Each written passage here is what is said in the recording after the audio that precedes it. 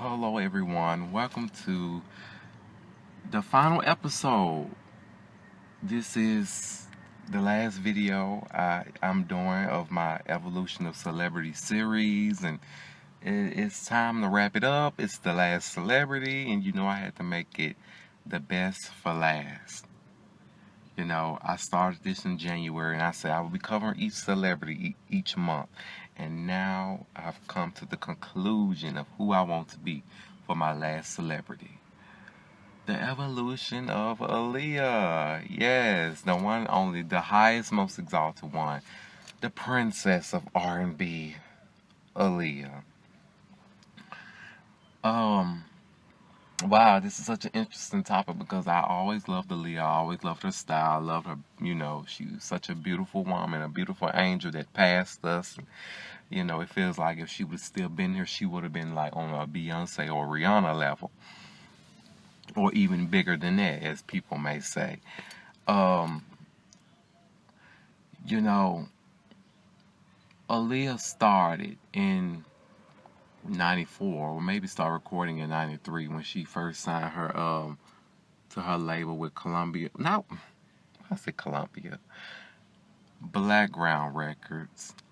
Um, I feel like she was compared to Brandy and Monica at the time, and I also feel like she was just, you know,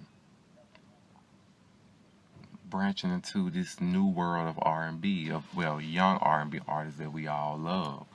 Um, I also feel like after the whole with the whole Age Ain't Nothing But a Number era with her first album, it just feels like, she was just under R. Kelly's wing, and, basically he's been coaching her, which he's an R&B king himself. But that was an issue with the both of them. We don't personally know what's going on, but she was too young to even be with R. Kelly. So that was the weird thing about that. She, had a few good singles or whatnot. It was really, really good. Um, with Age Ain't Number the Number, Back and Forth, which is like a club banger, and you have At Your Best You Are Love, which is a cover. That's a beautiful song also. After the whole Age Ain't Number the Number era, she seemed to have gotten a little bit more mature. A little bit more mature. And One in a Million came out. She just put out at least 6 or 7 singles out with that album. That album is 2 million copies worldwide. She's really matured, and she got with Timbaland, and she got with Missy Elliott, and we was like, damn, like we want everybody in the R&B game wanted a track just like One in a Million, and she and One in a Million was that song that a whole lot of girls love. They really, really love One in a Million, especially. That was just that single really, really brought a lot of attention to Aaliyah. After the whole One in a Million era, with working with Timbaland and Missy Elliott, she decided to keep working with Timbaland, which she did with Are You That Somebody. She did that soundtrack, and she also did Journey to the Past soundtrack.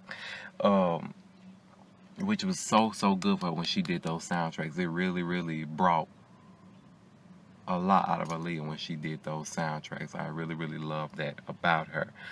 Those singles really gave Aaliyah the blueprint that she deserves. But not only that, she kept going. So after she did those soundtracks, she did the I Don't Wanna soundtrack, which is another single itself, and Come Back in One Piece with DMX. Now, I Don't Wanna was just a song, and that song was bomb AF. Like A1. Like, it was amazing. And after that whole thing, she just comes out. We heard that she was coming out with a movie, Romeo Must Die. And she slayed the soundtrack with Try Again. And also Come Back and no, I Don't Wanna and Come Back in One Piece was 2 separate discs. So Try Again, I think was the first song to ever reach #1 off of Airplay. And airplay, I think it's like more of a radio thing. It was constantly being played on the radio, so I'm pretty sure that single itself sold a whole lot of copies itself. Now, be mindful that she didn't put out an album in 5 years when the official Aaliyah album came out, which is the self-titled album, which is her third album. It was 5 years since she put out an album, and it was well worth the wait. You know, she came out with the singles. We Need a Resolution, which she really started to just branch out and become. I'm talking about this full-blown woman, because she was already 22 at the time, so she was blossoming into a woman. Like every song on that album is way more mature than AJ Number the Number and One of the Men, because she's a woman now. She's a grown woman. Be mindful that the last two albums she was a teenager. Now this is a grown woman, and she's experienced the things that who the man she's engaged to, which was Damon Dash at the time. I feel like it has a lot to do with him. It has a lot to do with men that was approaching her and men that she was interested in.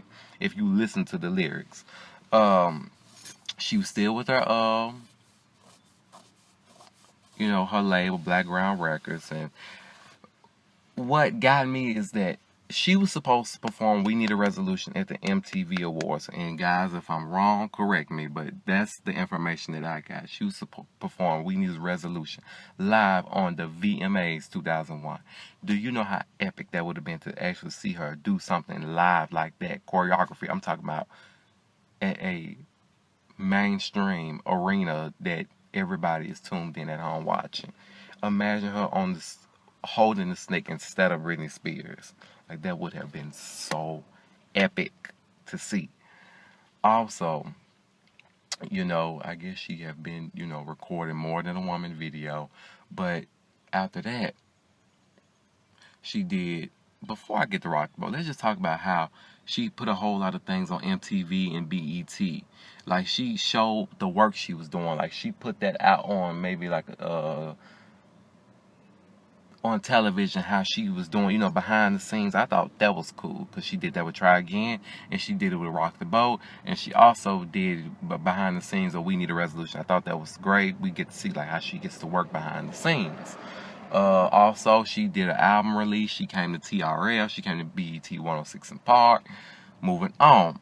So after all that promotion of those months, before the album came out and right after the album came out, which the album came out in July of 2001, she decided I guess the record label company decided that they needed a summer single. So they decided to go shoot Rock the Boat.